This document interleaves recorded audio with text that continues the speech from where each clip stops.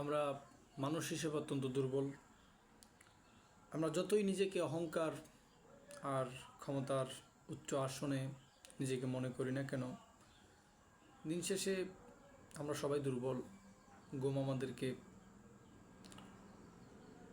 আমাদের শরীরকে দুর্বল করে দেয়। আমাদের পর্যাপ্ত পরিমাণে ঘুম প্রয়োজন। তো আল্লাহ তাআলা কোরআনে বলছেন যে তিনিই সুমহান, তিনি সে একচ্ছত্র ইলাহ প্রভু, যাকে ঘুম এবং ঘুমানোর আগে যেই ঝিমুনি ভাব, ঘুমের ভাবও তাকে স্পর্শ করতে পারে না। তো মানুষ আসলে অত্যন্ত দুর্বল, কিন্তু মানুষের বর্তমানে বিশ্বে আমরা দেখতে পাচ্ছি যে মানুষের কারেন্সি, তার মুদ্রা ব্যবস্থা, তার অর্থনৈতিক সচ্ছলতা, তার পারিবারিক মর্যাদা, তার পোশাক পরিচ্ছদ তাকে অহংকারী করে তুলছে, তাকে স্বৈরাচারী বানিয়ে দিচ্ছে। ইসলাম এটাকে কীভাবে মূল্যায়ন করে? ইসলাম সবসময় বলে যে যে ব্যক্তি বিনয়ী থাকে আল্লাহ তাআলা তাকে উপরে তোলেন। আর যখনই ওমান তাকাব্বার ওয়াদাহুল্লাহ, আর যে অহংকার করে, নিজেকে বড় মনে করে, নিজের পরিবারের সামর্থ্য দিয়ে অন্যের উপর অ্যাগ্রেসিভ আচরণ করে, তার ধ্বংস অনিবার্য, তাকে যেতেই হবে।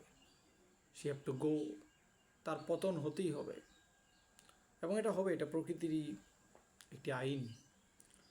তো আজকের যেই পৃথিবী আমরা গড়তে চাই, এই পৃথিবীটাকে অহংকার শূন্য করতে হবে।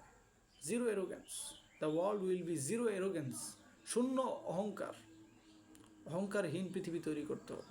আমরা সবাই মানুষ, we are all of human being. আমরা সবাই মানুষ, মানুষের সাথে মানবিক আচরণ করতে হয়, মানুষের সাথে শালীন আচরণ করতে হয়, নম্র ভদ্রতা আচরণ করতে হয়। তো এই মাটির উপরেই তো আমরা সবাই দাঁড়িয়ে আছি। বাস্তব কথা হচ্ছে মাটির উপরে আমরা সবাই দাঁড়িয়ে আছি, কিন্তু এই মাটির উপর দাঁড়িয়ে থেকেও আমাদের মন যেন মাটির সাথে মিশতে চায় না। আমরা এসি রুম থেকে বের হতে চাই না। আমরা এই বস্তুবাদের যেই উন্নত জীবন থেকে আমরা বের হয়ে মাটির কাছে যেতে চাই না। আমাদের যেন ভালো লাগে না। পৃথিবীটা আজকে সংকটময় হয়ে যাচ্ছে, একটা কঠিন করে ফেলা হয়েছে পৃথিবী। একটা মানে আপনার এটাকে বলে, আরবিতে বলা হচ্ছে দৈকুন, মানে আপনার একটা সংকট বা সংকীর্ণ, দুটানের মাঝিতে আমি পড়ে কোথায় যে জীবন হারাবো এখন, এটা